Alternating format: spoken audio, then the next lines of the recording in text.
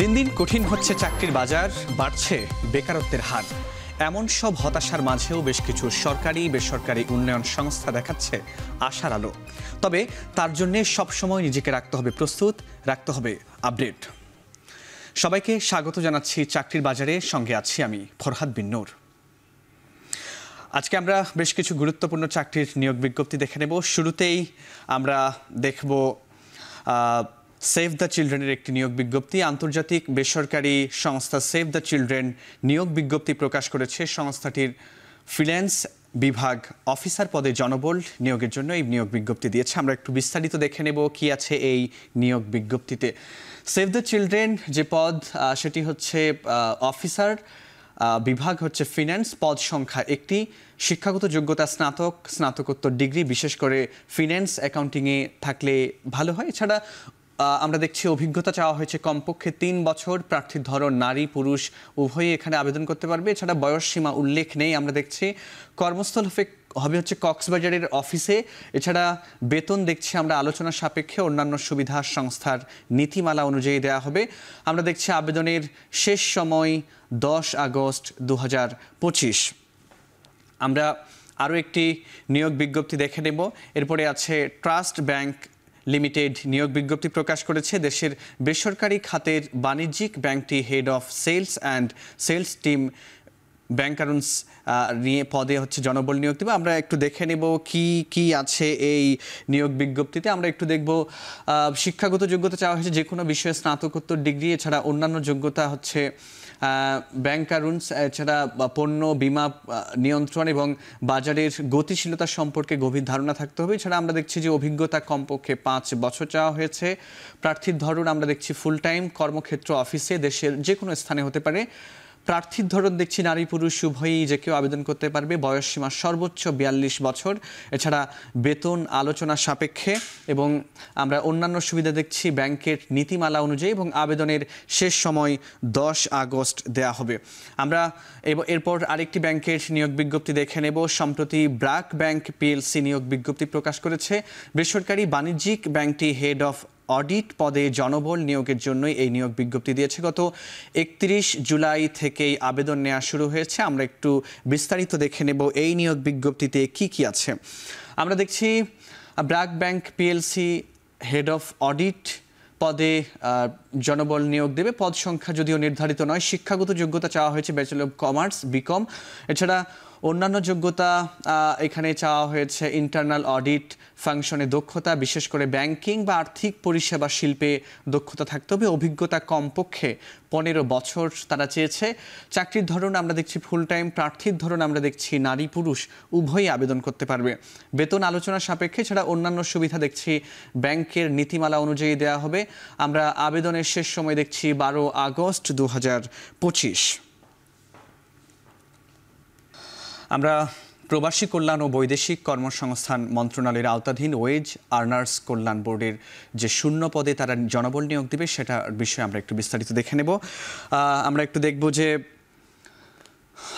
Wage earners কল্যাণ board তারা যে পদের জন্য নিয়োগ দিয়েছে, আমরা দেখছি যে এখানে সহকারী পরিচালক পদে 10 জন তারা নেবেন, তথ্য ও জনসংযোগ সহকারী পরিচালক পদে 1 জন, হিসাব রক্ষণ কর্মকর্তা 1 জন, আরবি অনুবাদক 1 জন, এছাড়া উপসহকারী পরিচালক পদে 20 জন, হিসাব রক্ষক 1 জন, স্টোর কিপার 1 জন, ক্যাশিয়ার 1 জন, কেয়ারটেকার 2 জন, রিসিপশনিস্ট 1 জন, ইলেকট্রিশিয়ান 1 জন। এছাড়া আমরা দেখছি যে ডিসপাচ রাইডার 1 জন, জেনারেটর ও পাম্প চালক 1 জন, তারপরে প্লাম্পার হচ্ছে 1 জন, অফিস সহায়ক পদে 30 জন তারা নিয়োগ দেবে। আমরা দেখছি যে অনেকগুলো পদে তারা অসংখ্য জনবল তারা নিয়োগ দেবে। এটির বয়স সীমা তারা নির্ধারণ করেছে 1/8/2025 তারিখে সর্বনিম্ন বয়স হতে হবে 18 বছর। এছাড়া সর্বোচ্চ বয়স হতে হবে 32 বছর। আবেদনের শেষ সময় আমরা দেখছি 7 সেপ্টেম্বর 2025 বিকেল 5টায়। আমরা দেখছি রূপায়ণ গ্রুপও নিয়োগ বিজ্ঞপ্তি প্রকাশ করেছে। প্রতিষ্ঠানটির কাস্টমার সার্ভিস বিভাগ এজিএম বা ডিজিএম পদে জনবল নিয়োগের জন্য এই নিয়োগ বিজ্ঞপ্তি দিয়েছে। গত 30 জুলাই থেকেই আবেদন নেওয়া শুরু হয়েছে। আমরা একটু বিস্তারিত দেখে নেব রূপায়ণ গ্রুপের এই নিয়োগ বিজ্ঞপ্তিতে কি কি আছে। পদের নাম আমরা দেখছি এজিএম বা ডিজিএম, এছাড়া বিভাগ হচ্ছে কাস্টমার সার্ভিস। পদ সংখ্যা নির্ধারিত নয়। শিক্ষাগত যোগ্যতা এখানে সিভিল ইঞ্জিনিয়ারিংয়ে বিএসসি চাওয়া হয়েছে। এছাড়া অন্যান্য যোগ্যতা রিয়েল এস্টেট কোম্পানির গ্রুপ ডেভেলপার কাজের দক্ষতা থাকতে হবে। এছাড়া আমরা দেখছি অভিজ্ঞতা 12 থেকে 15 বছর চাওয়া হয়েছে। কর্মক্ষেত্র হবে ঢাকার অফিসে। প্রার্থীর ধরন নারী, শুধুমাত্র এখানে পুরুষরা আবেদন করতে পারবেন, নারীদের জন্য এখানে সুযোগ নেই। এছাড়া আমরা দেখছি যে বয়স সীমা উল্লেখ নেই, বেতন আলোচনা সাপেক্ষে দেওয়া হবে। আর আবেদনের শেষ সময় আমরা দেখছি 15 আগস্ট 2025। এবার বিসিএস প্রসঙ্গ। 46তম বিসিএস এর লিখিত পরীক্ষার আবশ্যিক বিষয় শুরু হয়েছে 24 জুলাই, শেষ হবে 3 আগস্ট। এছাড়া পদ সংশ্লিষ্ট বিষয়ের লিখিত পরীক্ষা 10 থেকে 21 আগস্ট পর্যন্ত অনুষ্ঠিত হবে। 47তম বিসিএস প্রিলিমিনারির পরীক্ষার তারিখ দ্বিতীয়বারের মতো পিছিয়ে আগামী 19 সেপ্টেম্বর নির্ধারণ করা হয়েছে। 47 বিসিএস থেকে 200 নম্বরের পরিবর্তে 100 নম্বরের মৌখিক পরীক্ষা নেওয়ার সিদ্ধান্ত নিয়েছে বাংলাদেশ সরকারি কর্ম কমিশন। এদিকে ইতোমধ্যে 48তম বিসিএস স্বাস্থ্যে সহকারী সার্জন এবং সহকারী ডেন্টাল সার্জনে 200 নম্বরের লিখিত পরীক্ষা তথা এমসিকিউ এর পরীক্ষা অনুষ্ঠিত হয়েছে, যেখানে উত্তীর্ণ হয়েছেন 5206 জন। উত্তীর্ণরা এখন সরাসরি 100 নম্বরের মৌখিক পরীক্ষায় অংশ নেবেন। আগামী 6 আগস্ট থেকে মৌখিক পরীক্ষা শুরু হবে। 22 সেপ্টেম্বর চূড়ান্ত ফলাফল ঘোষণা করার পরিকল্পনা রয়েছে পিএসসির। শিক্ষক নিয়োগে 49তম বিশেষ বিসিএস এর অনলাইন আবেদন ইতিমধ্যে শুরু হয়েছে। আগামী অক্টোবরে হতে পারে প্রিলিমিনারি পরীক্ষা। এছাড়া বিসিএস এর সিলেবাস পরিমার্জনের কাজ করছে বাংলাদেশ সরকারি কর্ম কমিশন। দর্শক, চাকরির বাজারে প্রতি পর্বে আমাদের সাথে নিয়মিতই একজন অতিথি উপস্থিত থাকেন, যার মাধ্যমে চাকরি প্রার্থীরা বিভিন্ন টিপস পেয়ে থাকেন। আজ আমাদের সাথে আছেন 43তম বিসিএস এর একজন কর্মকর্তা, যিনি সমবায় অধিদপ্তরের পরিকল্পনা ও উন্নয়ন বিভাগের সহকারী নিবন্ধক ডিএম রিফাত বিন জামান। আমরা স্বাগত জানাচ্ছি রিফাত বিন জামানকে। কেমন আছেন? আলহামদুলিল্লাহ ভালো আছি, আপনি কেমন আছেন? জি ভালো আছি। আমরা শুরুতেই বলেছিলাম যে আজকে বিসিএস নিয়ে একটু আলোচনা করব, কারণ আমরা ইতিমধ্যেই দেখেছি যে 46-এর লিখিত পরীক্ষা চলছে, যেটি কালকে এক ধাপে শেষ হবে। এরপরে 47-এর খুব শিগগিরই পরীক্ষাও শুরু হয়ে যাবে। 48-এর আমরা দেখেছি যে সেটা বিসিএস, যেখানে স্বাস্থ্য ক্যাডার যারা হবেন তারা আছেন। এরপরে আমরা দেখছি যে 49তম যারা পরীক্ষা দিবেন সেটাও কিন্তু বিশেষ। সেটা আমরা দেখছি যে সেখানে যারা শিক্ষক হবেন আর কি, বিভিন্ন শিক্ষা ক্যাডারে বিভিন্ন কলেজগুলোতে যারা শিক্ষক হবেন তাদের জন্য সেই নিয়োগ বিজ্ঞপ্তিটা দেওয়া হয়েছে। আমরা দেখছি যে বিশেষ সেগুলোতে শুধুমাত্র প্রিলিমিনারি হয়ে গিয়ে 200 মার্কের, এরপরে সরাসরি তাকে 100 নম্বরের ভাইবা পরীক্ষায় অংশ নিতে হবে। একটু বলবেন যে তারা যে লিখিত পরীক্ষার প্রস্তুতি তাদের নিতে হচ্ছে না, তাদের শুধুমাত্র প্রিলিমিনারির প্রস্তুতিটাই নিতে হচ্ছে। যেহেতু আমরা দেখছি সামনে 49তম শিক্ষা ক্যাডারে যারা যাবেন তাদের বিষয়ে যদি একটু বলতেন, তারা প্রিলিমিনারির জন্য সেই 200 নম্বরের কী ধরনের প্রস্তুতি নিতে পারেন, একই সঙ্গে ভাইবাই তারা গিয়ে কী ধরনের প্রস্তুতি নিতে পারেন, যেহেতু আমরা দেখেছি যে 200 নম্বরের ভাইবা 100 নম্বর হয়ে গিয়েছে, সেটা নিয়ে একটু বলবেন। আচ্ছা, ধন্যবাদ। 49তম বিসিএসের জন্য যে পিএসসি কর্তৃক যে সিলেবাস রয়েছে সেটি বিশ্লেষণ করতে দেখা যায় যে প্রায় 100 মার্কের মতো সাবজেক্টিভ, আর বাকি 100 মার্ক অঙ্ক, ইংরেজি এবং সাধারণ জ্ঞান সহ নানান বিষয়ে।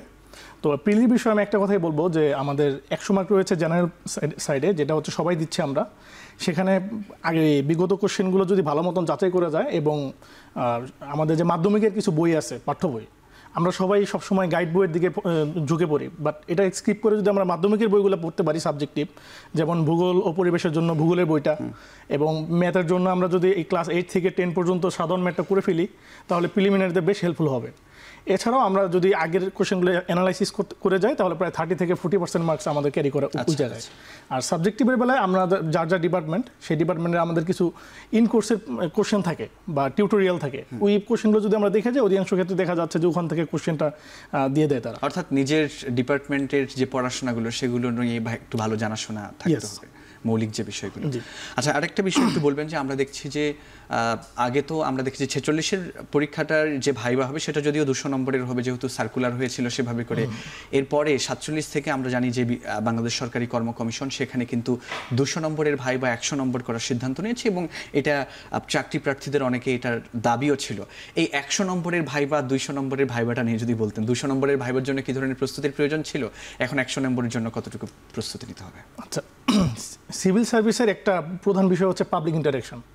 এখন 200 মার্কে যখন ভাইবাটা ছিল, এটা যদি আমরা জেনারেলি আমরা হিসাব করি যে এটা হচ্ছে অনেকটা ইন্টারেক্টিভ ভাইবা হয়।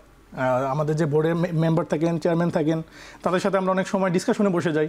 আবার কিছু ভাইবা কিছু মেম্বার বোর্ডে দেখা যাচ্ছে যে তারা এমসিকিউ টাইপ কোশ্চেন করে ফেলতেছে, যার ফলে আমাদের যে জাজমেন্টটা সেটা দ্বিপাক্ষিক হয়ে যাচ্ছে, মানে জেনারেল করতে পারছি না আমরা এবং অ্যাভারেজও করতে পারতেছি না।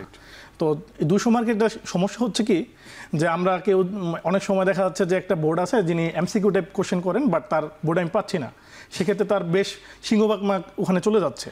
আরেকটা আমরা ভাইবা প্রার্থীরা প্রায়ই ভুল করে থাকি যে আমরা গেট আপে নজর দিই না। একটা কথা আছে যে আগে দর্শনদারি পরে গুণ বিচারি। এক্স্যাক্টলি।